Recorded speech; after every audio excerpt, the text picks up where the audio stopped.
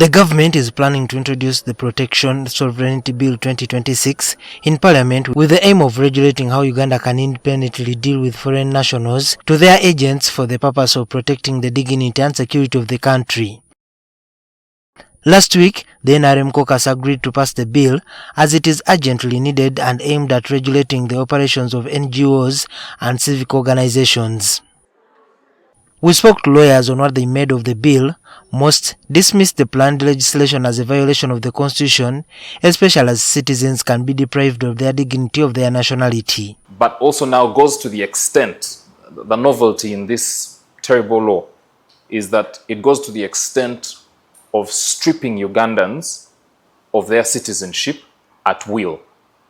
It can, at a moment's notice, strip you of your citizenship.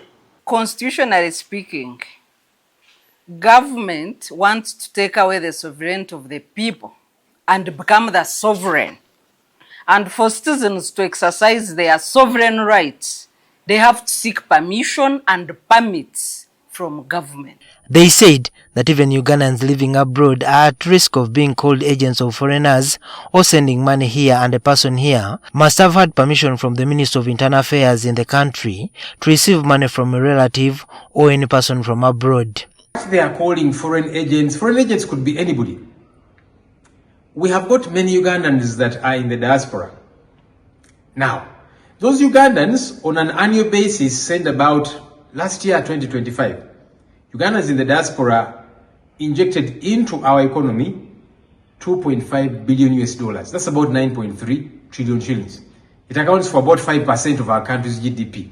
If you are working for a Kadama citizen, sending money to the grandmother becomes a foreign agent because she must register. Even those who work for various multinational agencies risk being dismissed as foreign agents.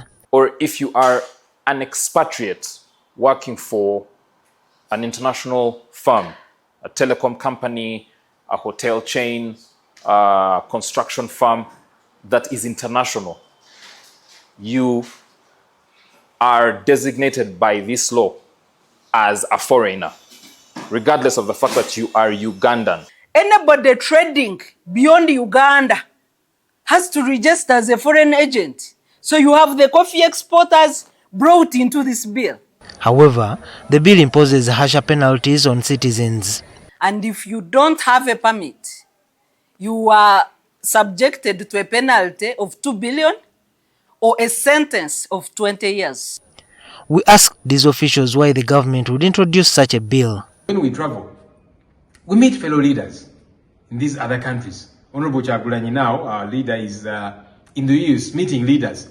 Now this bill will be seeking to criminalize some of these engagements that you are meeting foreign leaders. Those are foreign agents. You want to control every detail of citizens except for breathing, because they cannot control air. They said that although the bill was seen by most as limiting the operations of NGOs, every Ugandan is at risk of being arrested under the bill if enacted into an act.